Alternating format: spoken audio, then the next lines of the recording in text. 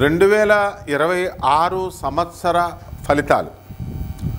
ఓం వసుదేవసుతం దేవం కంసచాణూరమర్దనం దేవకీ పరమానందం కృష్ణం వందే జగద్గురుం.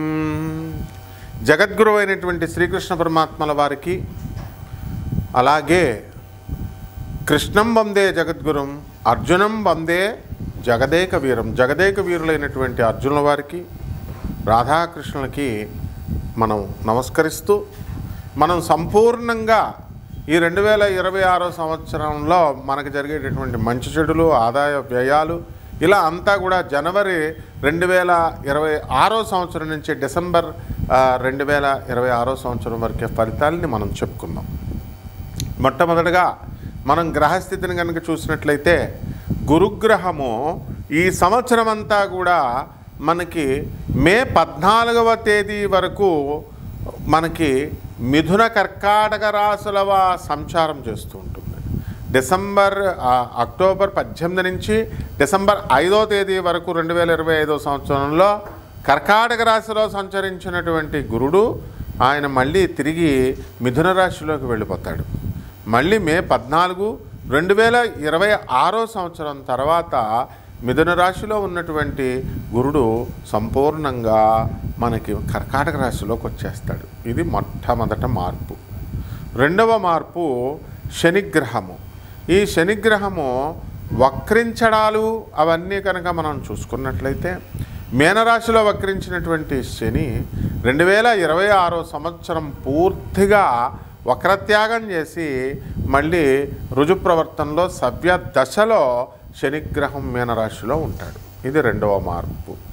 ఇక మూడవ మార్పు, కుంభరాశిలో ఉన్నటువంటి ఈ యొక్క రాహుగ్రహము మే 29వ తేదీన మనకేం జరుగుతుందండి, 2026 సంవత్సరంలో ఇది కుంభరాశి నుంచి మనకి మకర రాశి సంచారం చేయడం జరుగుతుంది. ఇది మూడవ మార్పు. నాలుగవ మార్పు, కేతుగ్రహం కూడా అదే సమయంలో మే నెలాఖరికల్లా 2026 సంవత్సరం నుంచి మనకి సింహరాశిలో ఉన్నటువంటిది కర్కాటక రాశిలోకి వస్తుంది. ఇది మేజర్ ప్లానెట్స్ చేసేటటువంటి మార్పులు. ఇక చిన్న గ్రహాల సంగతి మనకు తెలిసిందే. కాబట్టి వీటి ఆధారంగా నాసా రిపోర్ట్స్ని ఆధారం చేసుకొని మోడర్న్ సైన్స్ని, ఏన్షియంట్ ఆస్ట్రాలజీని రెండింటిని బ్లెండ్ చేస్తూ ప్రొఫెసర్ డాక్టర్ ముల్లపూడి సత్యనారాయణమూర్తిని నేను మీ అందరికీ కూడా మీకు నూతన సంవత్సరంగా 2026 సంవత్సరంలో జరిగేటటువంటి ఈ సంపూర్ణమైనటువంటి ఫలితాల్ని మేము నాన్ కమర్షియల్ ఆస్పెక్ట్తో, అంటే వ్యాపార దృక్పథంతో కాకుండా ప్రజా శ్రేయస్సు కోసం మీ అందరికీ కూడా చేయడం జరుగుతుంది. కాబట్టి మనందరం కూడా మనకి ఇప్పుడు భక్తి దేవాలయ గ్రూప్స్ ఇవన్నీ కూడా, మరి దాని ఎండి గారు అయినటువంటి మన సిఇఓ అయినటువంటి కీర్తనదేవరాయ గారు, అలాగే గాంధీ గారు, వీళ్ళందరూ కూడా మీ అందరికీ కూడా, ప్రజలందరికీ కూడా కమర్షియల్ వేతో కాకుండా నాన్ కమర్షియల్ వేతో అందరూ తెలుసుకోవాలనేటటువంటి సదుద్దేశంతో మేము చేసేటటువంటి ఈ ప్రయత్నంలో ఏమైనా లోపాలుంటే మమ్మల్ని సవరించమని, క్షమించమని, ప్రేమతో మమ్మల్ని ఆశీర్వదించమని, లైక్ చేయండి, సబ్స్క్రైబ్ చేయండి, షేర్ చేయండి. ఇప్పుడు ఈ 12 రాశుల వారికి, ద్వాదశ రాశుల వారికి కూడా ఏ విధంగా మనకి రాశి ఫలితాలు సంవత్సరం అంతా ఉంటాయో విడివిడిగా మనం చెప్తాం. సింహరాశి, ఈ సింహరాశి వారందరికీ కూడా 2026 సంవత్సరంలో గత సంవత్సరంతో పోల్చుకుంటే ఆదాయాలు బాగా పెరుగుతాయి, ఉద్యోగ భద్రత ఉంటుంది, ప్రమోషన్స్ అనేటటువంటివి రావడం జరుగుతాయి, మీకు అందరికీ కూడా ఔదార్యం బాగా పెరిగిపోతుంది, ఇతరులందరికీ కూడా సహాయం మీరు చేయడం అనేటటువంటివి జరుగుతాయి. అలాగే విదేశాలలో ఉన్నటువంటి వాళ్ళకి మీరు చాలా కష్టపడతారు. ఏముందండి విదేశాల్లో అస్తమానం కార్లు వేసుకొని తిరగడం, ప్రయాణాలు, అలసట. కాబట్టి మీరు సింహరాశి వాళ్ళు చాలా ఆరోగ్యంగా ఉండాలండి. 0 సైజు కావాలని చెప్పి చాలా తిండి తినకుండా చాలా కడుపు మార్చుకుంటూ ఉంటున్నారు. ఇలా చేయకండి. మీరు చాలా నీరసం మీద కళ్ళు తిరిగి కింద పడిపోతారు. మీ పిల్లల కోసం మీరు చాలా కష్టపడుతున్నారు. స్కూళ్ళల్లో దింపాలని ఫారెన్లో మరి అటు ఇటు తిరగడంతో పిల్లల సంగతి దేవుడెరుగు, ముందు మీ ఆరోగ్యానికి మీకు ప్రాబ్లం అవడానికి అవకాశాలు ఉంటాయి. వయసు పెరిగే కొద్దీ మీకు మీ పిల్లలు ఎలాగైనా రికవర్ అవుతారు, కానీ మీ ఆరోగ్యం జాగ్రత్తగా చూసుకోండి. ఆదాయాలు బ్రహ్మాండంగా పెరుగుతాయి. మీ భర్తలు ఉద్యోగాలు రాజీనామాలు చేసేయడానికి అవకాశాలు ఉన్నాయి. కొత్తగా వ్యాపారాలు స్టార్ట్ చేయాలనేటటువంటి సంకల్పాలు అవకాశాలు కనబడుతున్నాయి. అలాగే దేశ విదేశాలలో మీరు తిరగడానికి అవకాశాలు ఉన్నాయి.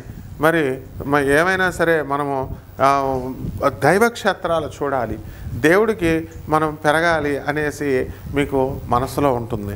కోపం చాలా అధికంగా ఉంటుంది.